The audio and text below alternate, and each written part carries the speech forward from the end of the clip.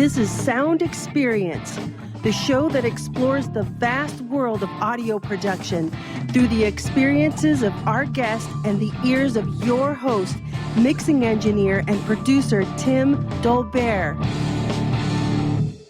Hey, welcome to Sound Experience, powered by Intertalk Radio, the voice of the music biz. I am your host, Tim Dolbear, coming to you live from Eclectica Studios in quite warm Austin, Texas.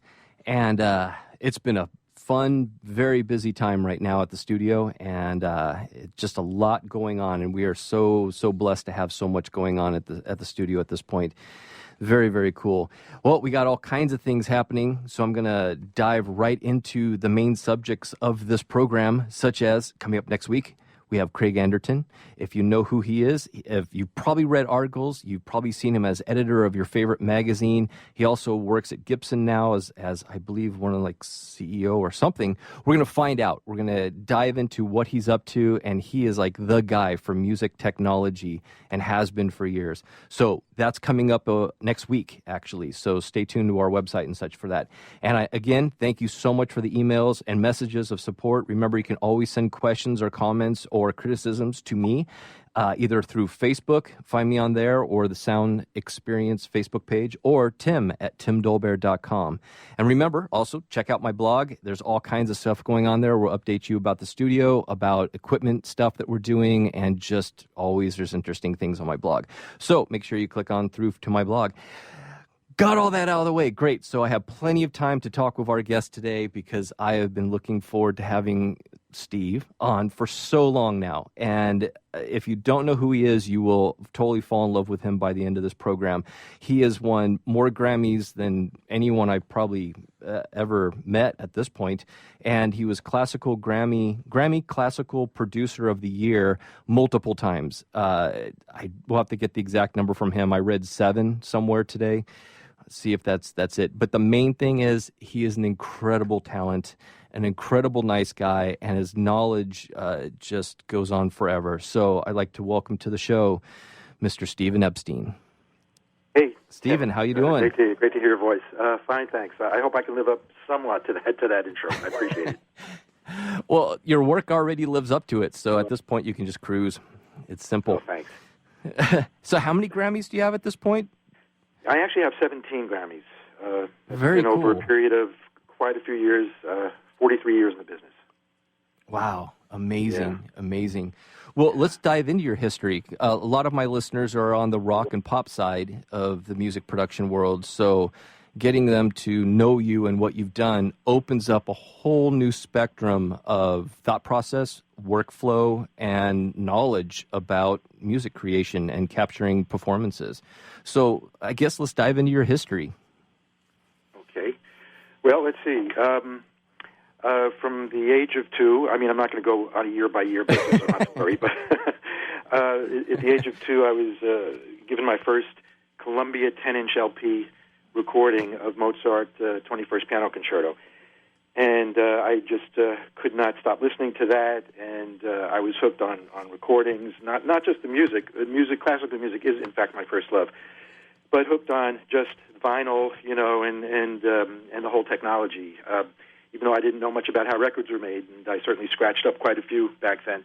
But anyway, I listened to that LP through an Admiral combo television radio phonograph system. A mono system. And eventually, years later, studying music, studying the violin, I upgraded to, of all things, a Columbia Masterworks stereo console. And of course, I guess it would be about 10 years later, I'd actually be working for Columbia Masterworks.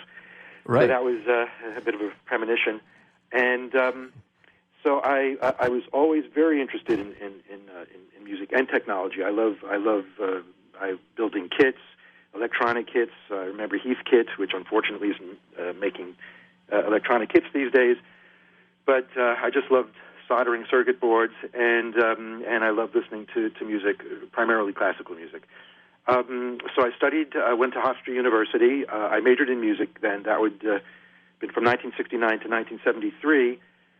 And became classical music director of a very fine radio station that they have. Back then it was mono and Howard stereo. I basically learned the business of recording working at that radio station, because I used that sort of as an excuse to go out on Long Island, where Hofstra is, and record concerts with their Revox 77 two-track tape machine, a couple of AKG D224E analog microphones. Of course, they're analog, but dynamic microphones, I should say. Yeah. Two Shure M67 mixers, and I would go find concerts on Long Island, and then if they were halfway decent, I'd record them and have them broadcast on the radio station. So I learned a heck of a lot in that, and of course I learned in having majored in music, of course, as well. Back then, there were no colleges, there were no universities that actually offered a program in recording technology. So I had to do the best I could with the equipment at hand, and learning by doing. So that's pretty much how that went. And then I graduated Hofstra in 1973 and went around to different record companies. Back then in New York, there were a lot of record companies that were based there. Right. RCA, Columbia Records, Vox, Angel, which was part of EMI. Not so much these days. But I was very fortunate. I landed a position at Columbia Masterworks in September of 1973 as a music editor, which was sort of a precursor to what a record producer would do. I would basically be taking the musical scores from staff producers, and if they were too busy to do the actual editing of a recording that they had made, I would be choosing the takes, and then I would work with an engineer to edit those takes and create a master, and then hopefully the producer would be somewhat pleased, the artist would be pleased, and make corrections. So that's pretty much how I started, and eventually I would start. I'd be producing. I think my first record production was in 1974. It was a while ago. Yeah. But that was fast after you walked in the door. It was pretty fast. I mean, the first thing they had me do was to see. Back then, Columbia Records had a building. Columbia Records recording studios. They had two locations. One was the famous 30th Street Studios, Columbia 30th Street Studios, which I had the great fortune of doing many recordings. The place was finally, very sadly and tragically, torn down in 1981 or 82, and that was really, really terrible situation. But that was when you walked in there was such an incredible vibe. Recordings of Miles Davis, you name it, all the classical recordings, or so many of the classical recordings on Columbia Masterworks were made there, all the Broadway shows. It was this old church built, I think, in 1857, that was converted into a studio in the 1940s, and it unfortunately it no longer exists. Columbia also had a post-production facility on 52nd Street and Madison Avenue, between Madison and Park Avenues. And on the fourth floor, they had their editing cubicles, and there were maybe 10, 12 cubicles where the tapes were brought to, and we would do the editing and the mixing in those rooms. And we had really wonderful engineers, but I think maybe one of them read music. So back then, it was a whole different ballgame. You had, as a music editor or even a producer, you would sit with the engineer, and you would cue the engineer where to cut the tape. Back then, of course, it was analog tape. And you would cue the engineer where to go in and where to go out of a particular splice point. And that's pretty much how I learned my craft, just being thrown right into editing a piano recording. And that was. Were you guys doing strictly two-track at that point? Not really, no. In fact, we were in the middle, I think in like 73, 74, the early 70s was sort of the heyday of analog multi-track. And so many recordings were made utilizing I think it was the M1000, is that the 16-track Ampex, that 2-inch tape? The New York Philharmonic did many recordings back then with that system. And when I first started, it was also in the heyday of quadraphonic recording. So I was able to attend some recordings in that regard. And you would see microphones strewn all over the place. The New York Philharmonic would record in a place called Manhattan Center, which was this gigantic ballroom with a beautiful wood floor and very good and resonant acoustics. And the conductor, Pierre Boulez, would be conducting the New York Philharmonic, but he would be using two podiums, so because you would have to have music on the front and on the back, because the orchestra was actually wrapped totally around him in a very unnatural state. Nevertheless, you'd have 1,000,000 C12s that Columbia Studios owned, their remote kit, and made some very exciting recordings with that. But that was multi-track, and in the course of time, I pretty much whittled, the track count down from 8 tracks to 4 tracks to 2 tracks, which is my preferred way of working now, if and when that's possible. Absolutely. So, with 30 seconds left in this segment, were you guys selling many quadraphonic recordings in classical at that point? I think so. I think it was very popular early on, and it was not discrete quad like you can do now, or discrete surround with Super Audio CDs. It was matrixed, a system of matrixed circuitry. So it wasn't discrete, and occasionally you'd hear pumping all over the place, and you couldn't really. The imaging wasn't great, but it was fun, and particularly when you mixed it in a discrete format. So the producer and the engineer probably were the only people who actually heard how it really should sound. Exactly. Okay, well, we're going to break. We'll be back in a couple minutes, and we'll continue on from where we're at. You're listening to Sound Experience, powered by Intertalk Radio, the voice of music biz. This is Sound Experience. We'll be right back.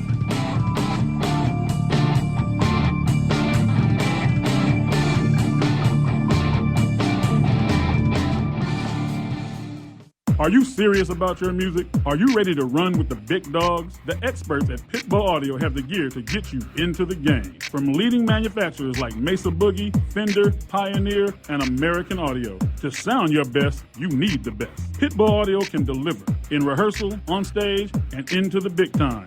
Dropping beats, shredding guitar, or making the crowd roar. Whatever you dream, Pitbull Audio can help make it happen. We are Pitbull Audio. We want you to play it loud. PitbullAudio.com. Hi, this is Tim Dolbear, host of Sound Experience here on Intertalk Radio. And Source Connect by Source Element is the essential tool that we use to link between my studio in Austin, Texas, and the WS radio station in San Diego. Now, with Source Connect, not only can we communicate in real time and with HD audio, but it's synced up and is of a high enough quality that I can use it for real-time ADR work, remote recording, and overdubbing, and it even allows me to remotely control a DAW. Source Connect by Source Element, affordable, high-quality audio and video connection over the internet for all of your production needs. Have you ever wondered what it's like to record on a Grammy award-winning album? Have you ever wondered what it's like to play in front of a stadium crowd? Have you ever wondered what it's like to be on a world tour? I'm Jackie Bertoni, and I've played with the who's who in the music industry, and I've toured the world. Come join my world, Behind the Velvet Rope, and get into the groove on Jackie's Groove. Live 2 p.m. Mondays and available 24/7 on jackiesgroove.com. Hi, I'm Tim Dolbear, the host of Sound Experience on Intertalk Radio. Each week, I talk with top professional audio engineers, producers, musicians, and the manufacturers that make the tools that we use in the studio each and every day. From capturing the perfect take to mastering your final release, and the tools and how the pros use them, we are going to dive deep into their process and learn from their experience. I look forward to you joining us each week on Sound Experience with me, your host, Tim Dolbear. Hey, it's Catherine from Listen Local Radio. Moe's Guitars has proudly served the San Diego music community since 1975. Specializing in guitars, basses, mandolins, banjos, and ukuleles, they buy, sell, trade, and consign. If you're looking for lessons, repairs, accessories, and cool gear, you found the right place. Located in downtown La Mesa Village, stop by and check out their digs or visit moesguitars.com or their Facebook page. mozeguitars.com, 619-698-1185. Hi, this is Rob Barnett, CEO and founder of VinVillage.com and the Wine and Dine Show on Vin Village Radio. Do you have a wine, event, product, or service to promote? Then contact VinVillage.com to reach thousands of wine lovers across the country. Vin Village connects like-minded wine enthusiasts with unique and exclusive wines, events, products, and services. To learn more, contact us on VinVillage.com. Vin Village is where wine lovers connect.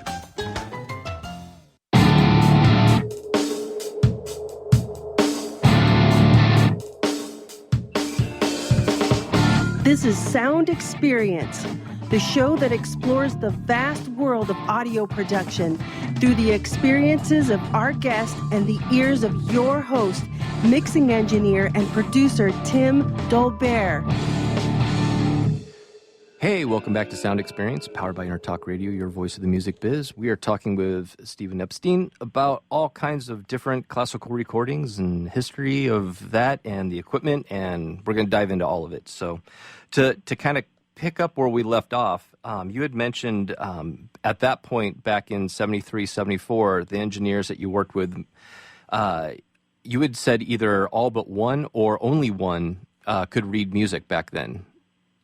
That's correct. Pretty much out of maybe 12, maybe 13, 14 engineers, just several of them read music. And so they were reliant on the A&R department of well, in this case, classical, in this case, Columbia Masterworks, music editor or producers to follow the score in the post-production cubicle, and then, decide where, cue the engineer where to cut and where to make the splice.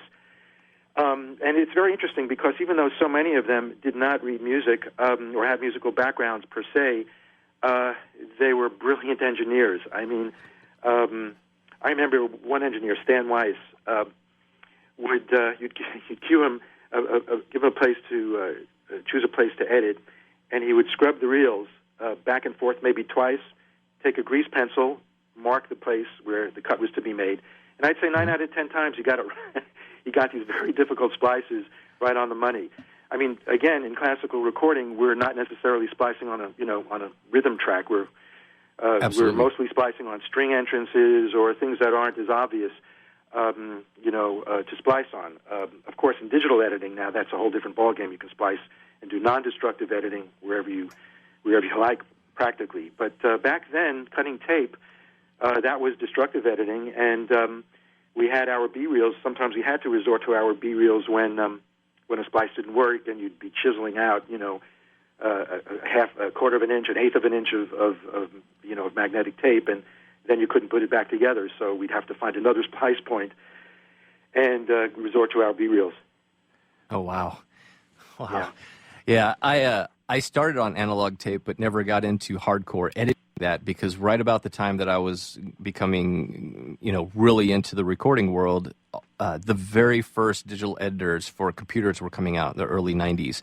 And so I just always had gravitated towards that. And I look at the way that my friends and my mentors had to work with editing tape, and it's just unbelievable in my world. It's an art form to be able to make that happen. It really is. I mean, it's a craft, and it's not everyone can do it successfully. I do remember, speaking of digital editing, I remember working at Columbia Masterworks, doing some post-production, and there just happened to be, this was in 1979, I think, some Sony engineers upstairs in the research and development floor of the studio facility. And they asked if they could come down and show me something called digital. And I said, sure. Brand new, using 2 U-matic machines to edit back and forth. But what they did is they to prove the worthiness of digital over analog, they recorded a 1 kilohertz tone on analog tape and a 1 kilohertz tone on digital tape on the cassette. And they played back. They set it up in our room, and they played back the 1 kC tone, on analog. And of course, you look at the old analog VU meters, and the meters are bouncing back and forth all over the place. Playing back that supposedly pure, 1 kilohertz tone. Then we plugged in the digital machine and played back the 1 kilohertz tone, and it was rock solid. That meter didn't budge; it didn't move. And of course, my God, this must be the greatest innovation in audio ever. And in fact, it was. But it still had quite a few years to really refine itself and become the great medium that it is today. So, but back then, it was just kind of funny. And the editor, one of the first digital editors that we used was basically a prototype. And I remember it was almost like retro editing. We would do a splice. It was only 2-track. In the early days of digital, as you know, it was only 2-track channels. And we would edit, and then a noise would be put on the tape, and it would be actually on the tape. So we'd have to retro-edit. We'd have to back up and find another place to splice, and then the editor would freeze. And I would say maybe in the course of a day early on, we'd get maybe 4 splices. And the button that was most pressed on that machine was the reset button. It really, it didn't bode well at the time for the technology. But of course, we know today, what we can do, and it's just incredible.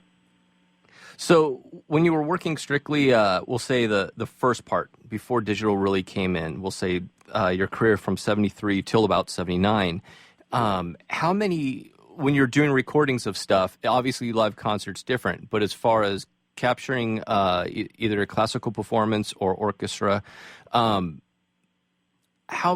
many takes were you guys choosing between to pull the best parts from usually? Well, if we're doing an orchestra session, just by nature of the expense of an orchestra recording,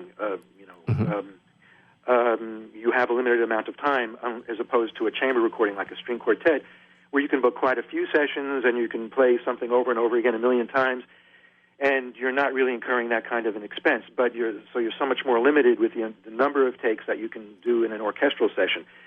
Usually, what I like to do is to record. Let's say, if we're recording a symphony which has 4 movements. We record each movement, record like one take of a movement. Let's say it's 10 minutes. And then I'll ask the conductor to come in and listen during a playback. Of course, we're on break time at that point. We don't use that 10 minutes as recording time. Of course, the union rules are extremely strict in this country. And then he'll listen to the take one, then he'll go out, maybe we'll do 2 more takes of the first movement. And then if there are places, all of this is happening while I'm following the musical score. That's really my main responsibility, to make sure all the notes are correct. And, I don't have perfect pitch. I do as best I can. And whenever I find a mistake, I mark it in the score and say we do 3 takes, and there's a passage that has 3 minus markings, let's say. Then we'll do what's called inserts, and I'll ask the conductor, okay, from letter A to B, we need these several bars. They're not in tune, or the clarinet squeaked, or something happened. And so we'll just do an insert, and we'll cover those passages later. So that's pretty much how we do it. But it's very important to get the overview of a complete piece of music, of a complete classical piece of music, whether it's a movement or a long, tone poem or something like that. So you have a real performance.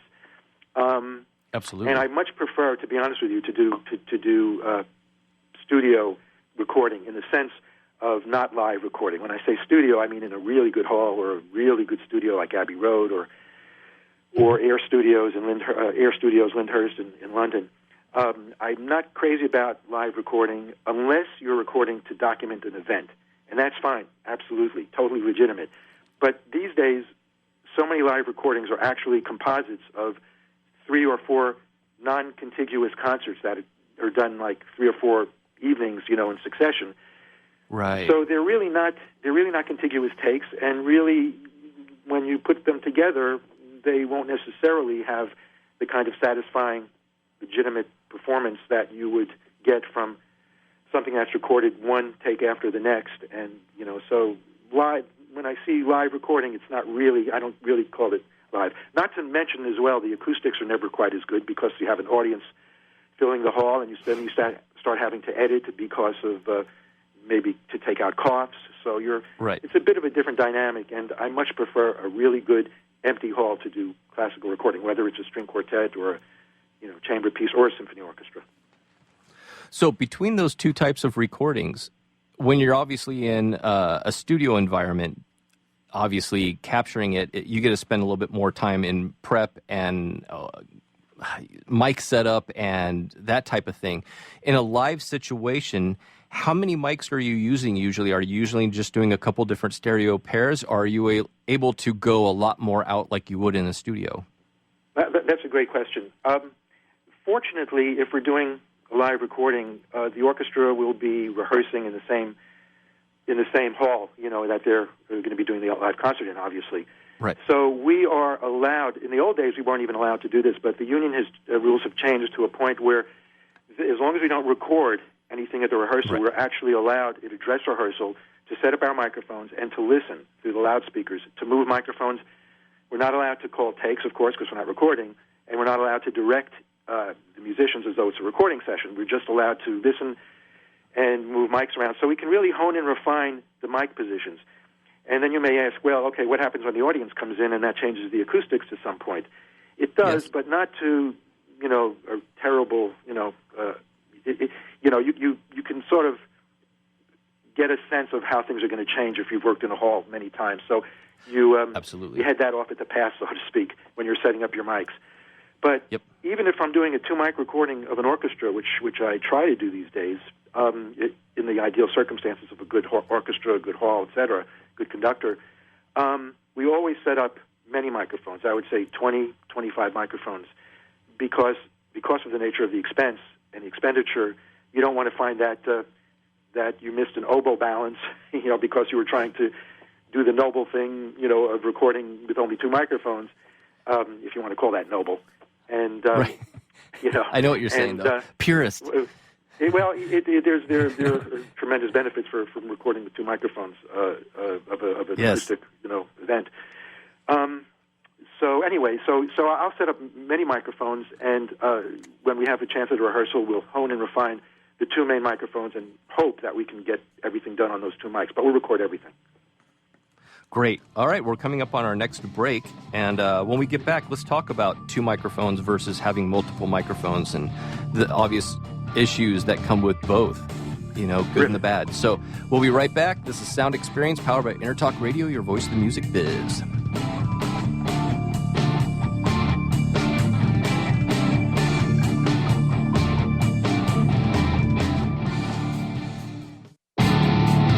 Hi, I'm Tim Dolbear, the host of Sound Experience on Intertalk Radio. Each week, I talk with top professional audio engineers, producers, musicians, and the manufacturers that make the tools that we use in the studio each and every day. From capturing the perfect take to mastering your final release, and the tools and how the pros use them, we are going to dive deep into their process and learn from their experience. I look forward to you joining us each week on Sound Experience with me, your host, Tim Dolbear. Hey, it's Catherine from Listen Local Radio. Moe's Guitars has proudly served the San Diego music community since 1975. Specializing in guitars, basses, mandolins, banjos, and ukuleles, they buy, sell, trade, and consign. If you're looking for lessons, repairs, accessories, and cool gear, you found the right place. Located in downtown La Mesa Village, stop by and check out their digs or visit moesguitars.com or their Facebook page. mozeguitars.com, 619-698-1185. Hi, this is Tim Dolbear, host of Sound Experience here on Intertalk Radio. And Source Connect by Source Element is the essential tool that we use to link between my studio in Austin, Texas, and the WS radio station in San Diego. Now, with Source Connect, not only can we communicate in real time and with HD audio, but it's synced up and is of a high enough quality that I can use it for real-time ADR work, remote recording, and overdubbing, and it even allows me to remotely control a DAW. Source Connect by Source Element, affordable, high-quality audio and video connection over the internet for all of your production needs. Have you ever wondered what it's like to record on a Grammy award-winning album? Have you ever wondered what it's like to play in front of a stadium crowd? Have you ever wondered what it's like to be on a world tour? I'm Jackie Bertoni, and I've played with the who's who in the music industry, and I've toured the world. Come join my world, behind the velvet rope, and get into the groove on Jackie's Groove. Live 2 p.m. Mondays and available 24/7 on jackiesgroove.com. Are you serious about your music? Are you ready to run with the big dogs? The experts at Pittsburgh Audio have the gear to get you into the game. From leading manufacturers like Mesa Boogie, Fender, Pioneer, and American Audio. To sound your best, you need the best. Pittsburgh Audio can deliver in rehearsal, on stage, and into the big time. Dropping beats, shredding guitar, or making the crowd roar. Whatever you dream, Pitbull Audio can help make it happen. We are Pitbull Audio. We want you to play it loud. PitbullAudio.com. Has your business been appified? Are you tired of doing marketing that doesn't deliver results? Mobile apps build loyalty and quality retention. Your app from UPG Mobile puts your business on their mind and at their fingertips. UPG Mobile will give you a custom app highlighting how you are unique, targeting your message, and improving your open rates. Appify your business and amplify your presence with your customers at upgmobilemarketinggroup.com.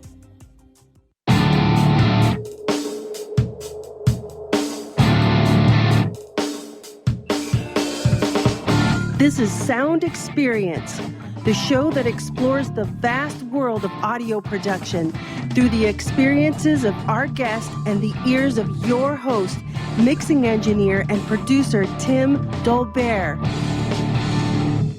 Hey, welcome back to the second half of Sound Experience, powered by Intertalk Radio, your voice of the music biz. We're on with Stephen Epstein today, and we're talking about classical recording, and we're going to dive a little bit more into the gear and the mics and stuff right now, and kind of to set up a background of the differences between multi-miking and stereo miking. I thought of during the break, over the last week, I did a session where mic'd up a conga player, had a low and a high conga. We had a set of room mics up, but for close miking, I only used a single Audio-Technica 4050 in Omni mode between the two. And the player, of course, looked at me strange because he's used to having a microphone set on both congas, which, remember, the congas are right next to each other, basically touching. And so I explained to him having two microphones, we'll say like a pair of blue hummingbirds. Those are really good percussion mics and have a great EQ curve to them. But having two microphones right there, you're going to have one on each drum, and if you're hitting the left drum, the mic on the right is still, of course, picking up sound from the other drum. But it's, of course, picking it up if it's a foot away, we'll say, for easy math.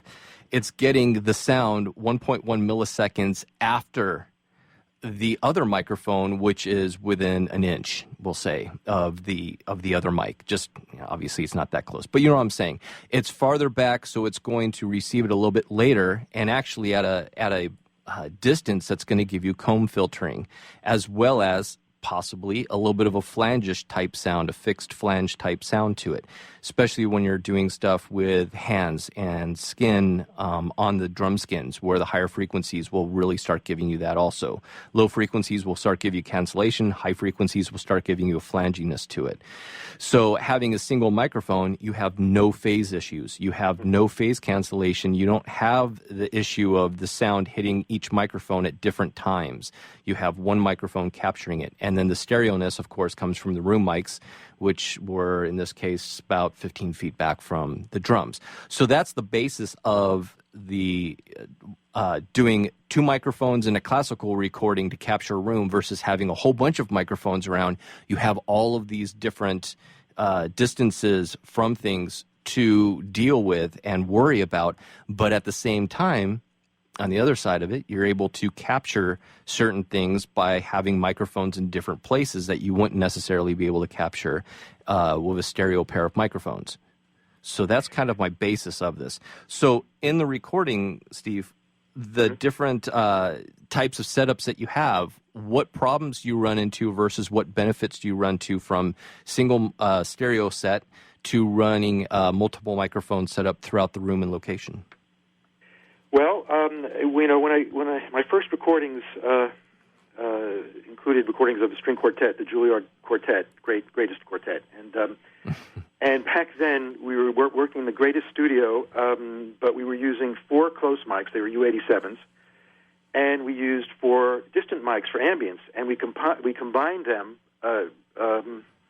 in each track. So in other words, the first violin close spot mic was combined with the violin ambient mic, so to speak. It was, you know, several feet, 15 feet at least away from the quartet.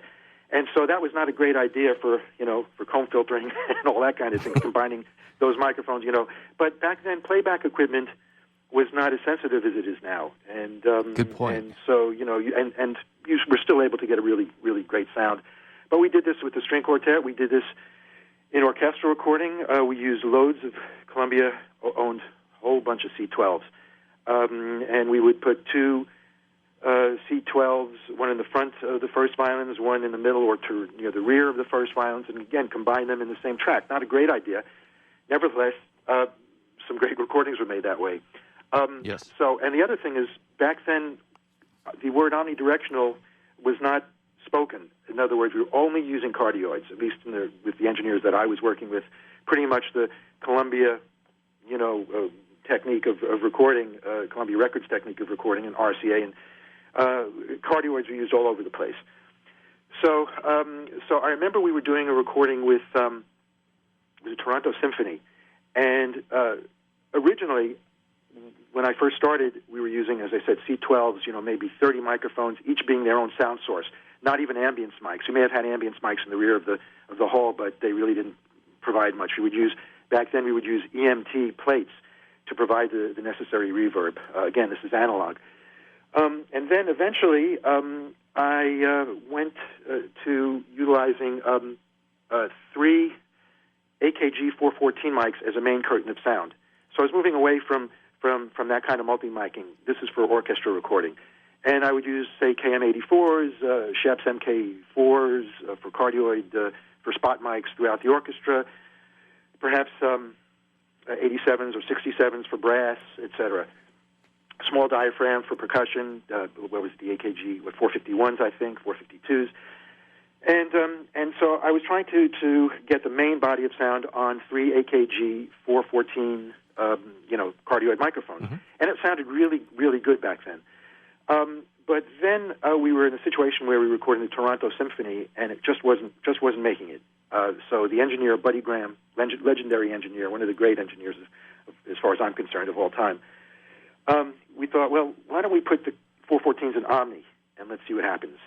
And we did so very reluctantly, and it actually sounded pretty good. So we went with that. It was the first time we used Omni, and from that point on, we started, I had occasion, I should say, to work with Decca Records in Holland, in the Concertgebouw hall, one of the greatest halls in the world, recording Beethoven piano concertos.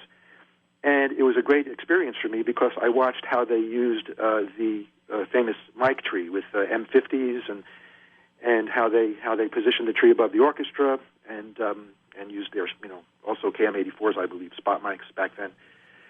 And I was really hooked on that, and it sounded great. So a couple of years later, or maybe a year later even, actually, I think maybe a year later, I had occasion to record the Vienna Philharmonic in Vienna at their great hall, the Musikverein. And Buddy Graham and I decided, look, let's do something we've never done. Let's use a mic tree for the Vienna Philharmonic. But back then we were using B&K 4009 microphones. They were powered microphones. It was before DPA had purchased B&K studio mic. And because B&K was known as Measurement Microphone Company, and so they went into the studio business, and so we set it up, and we set it up on the mic tree, and the orchestra is rehearsing, and we're listening, and we're thinking, oh boy, we're screwed. I mean, these are 3 Omni mics. We actually had 2 outrigger mics, also DPA Omni 4009s, or B&K, I should say, and it was just too reverberant. And so, okay, what do? Lower the tree. The tree, you either go up or down, basically. So we lowered it. It still didn't sound great. And we figured, okay, how are we going to get out of this one? This is the Vienna Philharmonic, Mahler Symphony No. 4, big deal, Lauren Mazel, conductor. And as we're listening, as the orchestra's playing, we say, wait a second, this really sounds good. It's starting to sound great. And we realized, utilizing a semi-minimal mic technique, the orchestra really has to be producing the right quality of sound. When an orchestra first starts playing, even if it's in a hall that they play in all the time, they're not going to be used to it in a sense of producing the right kind of sonorities. Strings will be overplaying, brass, whatever.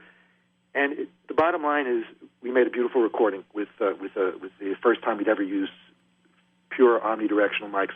We still had spot mics, but we really didn't need to use them. So that was sort of the evolution of going to fairly minimal miking with omnidirectional microphones. So you've gone back to very minimal at this point, though. Well, I know what happened was there was an engineer from this was still in the B&K days, visited my office and said, we make we've been making in Sweden we've been doing 2 microphone recordings of an orchestra, and I said, I don't think that's possible. He said, no, we've been doing that. And so I thought, well, on my next session, let me see, in a good hall, set up 2 mics, set them up in as best a position as we can figure out and see what they sound like. And, of course, we'll put up other mics as well. And that was an incredible ear-opener, I guess. we were able to get a beautiful sound from the orchestra. And it wasn't as big a surprise because Telearch was using 3 omnidirectional microphones on their very beautiful recordings back in the early 80s. And even Mercury Living Presence back in the 60s were using 3 microphones to record their recordings. And that's so that technique was used from way back. But anyway, most of my recordings now are basically done with DPA 4006 TL microphones, whether it's chamber music or orchestral music.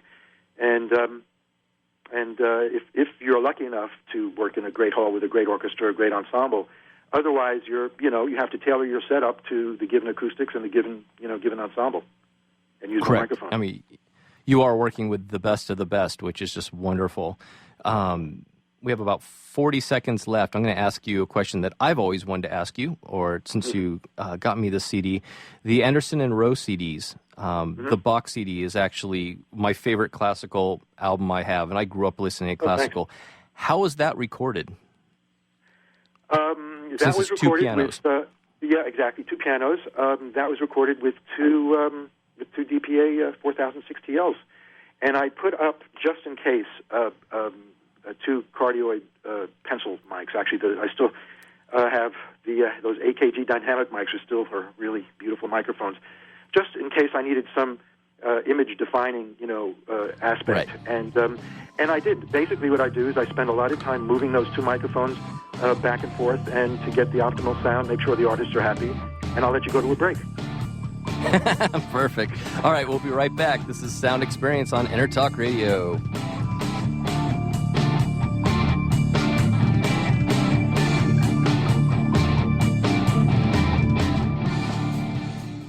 Are you serious about your music? Are you ready to run with the big dogs? The experts at Pittsburgh Audio have the gear to get you into the game. From leading manufacturers like Mesa Boogie, Fender, Pioneer, and American Audio. To sound your best, you need the best. Pittsburgh Audio can deliver in rehearsal, on stage, and into the big time. Dropping beats, shredding guitar, or making the crowd roar. Whatever you dream, Pitbull Audio can help make it happen. We are Pitbull Audio. We want you to play it loud. PitbullAudio.com. Have you ever wondered what it's like to record on a Grammy award-winning album? Have you ever wondered what it's like to play in front of a stadium crowd? Have you ever wondered what it's like to be on a world tour? I'm Jackie Bertoni, and I've played with the who's who in the music industry, and I've toured the world. Come join my world, Behind the Velvet Rope, and get into the groove on Jackie's Groove. Live 2 p.m. Mondays and available 24/7 on jackiesgroove.com. Hi, this is Tim Dolbear, host of Sound Experience here on InterTalk Radio. And Source Connect by Source Element is the essential tool that we use to link between my studio in Austin, Texas, and the WS radio station in San Diego. Now, with Source Connect, not only can we communicate in real time and with HD audio, but it's synced up and is of a high enough quality that I can use it for real-time ADR work, remote recording, and overdubbing, and it even allows me to remotely control a DAW. Source Connect by Source Element, affordable, high-quality audio and video connection over the internet for all of your production needs. Has your business been appified? Are you tired of doing marketing that doesn't deliver results? Mobile apps build loyalty and quality retention. Your app from UPG Mobile puts your business on their mind and at their fingertips. UPG Mobile will give you a custom app highlighting how you are unique, targeting your message, and improving your open rates. Appify your business and amplify your presence with your customers at upgmobilemarketinggroup.com. Hey, it's Catherine from Listen Local Radio. Moe's Guitars has proudly served the San Diego music community since 1975. Specializing in guitars, basses, mandolins, banjos, and ukuleles, they buy, sell, trade, and consign. If you're looking for lessons, repairs, accessories, and cool gear, you found the right place. Located in downtown La Mesa Village, stop by and check out their digs or visit moesguitars.com or their Facebook page. mozeguitars.com, 619-698-1185. Hi, I'm Tim Dolbear, the host of Sound Experience on Intertalk Radio. Each week, I talk with top professional audio engineers, producers, musicians, and the manufacturers that make the tools that we use in the studio each and every day. From capturing the perfect take to mastering your final release, and the tools and how the pros use them, we are going to dive deep into their process and learn from their experience. I look forward to you joining us each week on Sound Experience with me, your host, Tim Dolbear.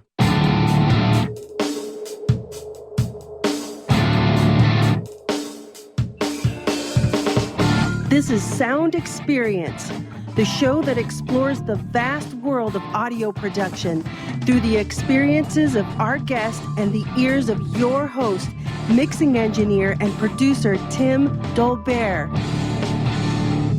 Hey, welcome back to Sound Experience, powered by Intertalk Radio. I am Tim Dolbear, as she said, and we are talking with Stephen Epstein today about all kinds of different classical music and miking and this and that. Since this is our last segment and I've only hit a tenth of the questions that I had written down for you, I thought I'd jump into two different ones that are in a different direction. One of them is one I wondered about, since I work primarily, obviously, in rock and pop and singer-songwriter and that type of styles of music for the most part. In classical music, how has classical music been affected by the way music is now presented as far as loudnesses and volumes and stuff? You hear about the loudness wars for pop and rock music and stuff, and how people listen to music now is completely different than it was even 10, 15 years ago. So how has that affected how you guys are delivering masters for classical? Well, by its nature, classical music has dynamic range as opposed to, or a large dynamic range.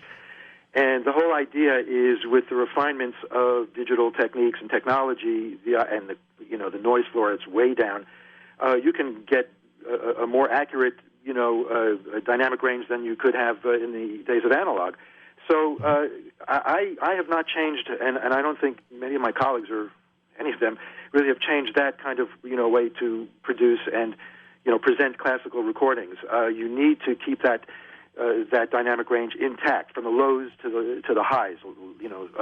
So that's of course you go for you get your levels during a recording session, you get your loudest levels, and then you pretty much go with that and let all of the different dynamics come forth as they would naturally, that whatever the artist is doing. So that's really hasn't changed. The thing is, now I also do jazz recording and I also do Broadway shows. And that's, you can talk purist and this and that, but it should be, acknowledged that when I do jazz recordings, the room plays a very important part of the sound, in a way part of the instrument, as is a concert hall in a classical recording.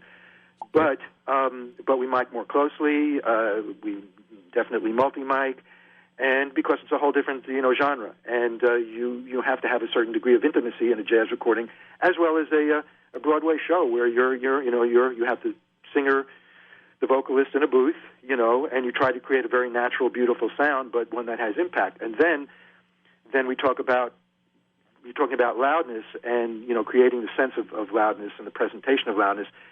Then what we'll do is we'll take a jazz recording or a Broadway recording, and once we're finished with the full mix, then we basically put it through a TC6000 and raise it as much as we can until we start hearing pumping or any ill effects. Well, there may not be ill effects, but effects of compression, because I don't want that to permeate the sound of the recording. And that's I say, okay, that's it. It's loud, it's competitive, but it still has a sound without those artifacts. Right, it's still faithful to the original. Exactly right. Understand that. I have a less technical terminology that I use when I'm working with mastering and stuff, is bringing up the volume until the music just kind of farts out, and then back it back down to where it sounds correctly. Yeah, that's from my book. The best technical term only. Exactly. Okay, so we got 5 minutes left. I'm going to ask you a completely different question now, which is, now you teach at McGill University in beautiful Montreal, and you are always having a constant flow of new students coming in. What has been a change and trend that you've seen in the students that you're teaching and engaging with towards classical music production? Well, the one unfortunate thing is that every year I get older, but the students don't. So that's you think about it in those terms. I've been doing that for 20 years. Actually, this year will be my 20th year there. Wow.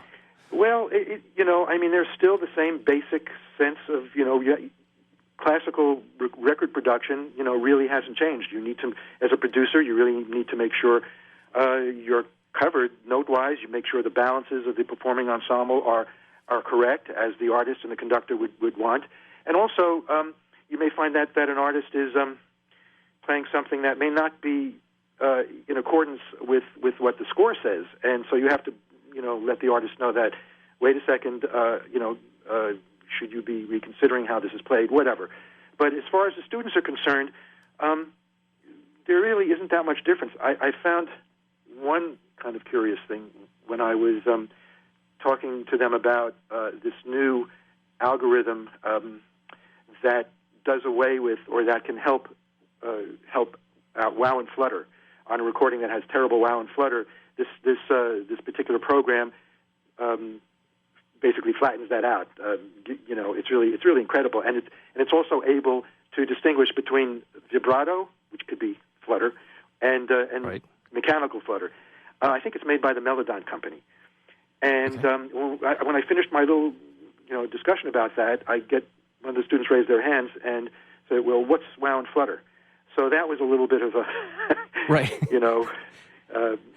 Put things in perspective for me as far as how long I've been doing this. Yes, if you've never had your hands on an actual real analog machine, you're not running into those types of issues, those types of anomalies that happen when using tape. Exactly. Very cool. Exactly. Tape and also do you find, LPs. Yeah. Yes. Do you find that students still want to be faithful to the traditions of recording classical music and capturing it the way it was originally written, or do you find people, as trends change, are you finding them trying to take it in new directions? Not really. I mean, I find that the students are basically trying to capture, an acoustical presentation in a studio as accurately as possible, and there are ways to do that, and they might use different techniques, different microphones, whatever. But the end result is what you hear over the loudspeakers, and you want an orchestra to sound like an orchestra. And unless we're talking about some contemporary piece of music that has all sorts of effects and whatever. And right. But I think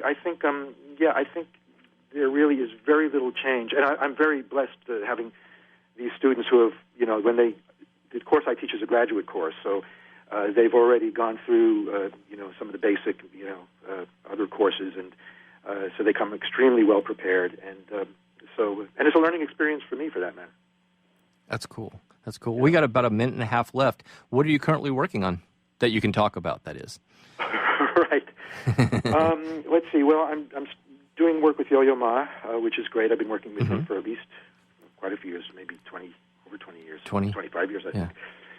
And we just did a recording. I'm not sure I can give away the specifics of it all, but it is with two of his friends and my friends, with Chris Thiele and Edgar Meyer, bass and mandolin. Similar to a recording we did called Goat Rodeo, but the repertoire is different. So I'm very excited about that. We recorded it a couple of months ago, and that will be coming out in a couple of months. Cool. Working with Richard Stoltzman, and the great clarinetist, and his wife, Mika Stoltzman, who's a marimba player, doing some very unusual music for clarinet and marimba. And one of the guest artists on this album is Chick Corea. I've had the honor of working with him on several recordings, so that is very exciting. And doing some show music, some shows. Let's see, we just did If Then. Actually, that's maybe a year or two old now, but with Adina Menzel, that was a lot of fun. And that's, again, a whole different technique than classical recording, but it makes life interesting. Yes. Yeah, that would keep it fun. Definitely. Well, fantastic.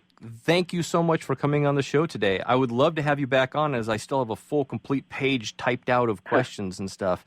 And it's just amazing to be able to hear about your process and your workflow. Well, thanks so much. It's always a great pleasure to speak with you, Tim. And anytime, I'd be delighted to come back. Great. Well, fantastic. Thanks, everyone, for tuning into this episode of Sound Experience, powered by Intertalk Radio, the voice of the music biz.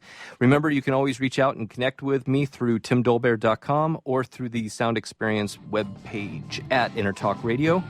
And that's it.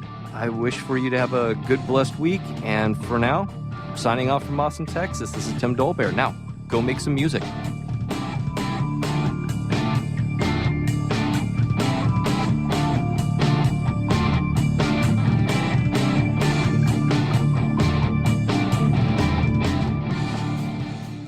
Are you serious about your music? Are you ready to run with the big dogs? The experts at Pittsburgh Audio have the gear to get you into the game. From leading manufacturers like Mesa Boogie, Fender, Pioneer, and American Audio. To sound your best, you need the best. Pittsburgh Audio can deliver in rehearsal, on stage, and into the big time.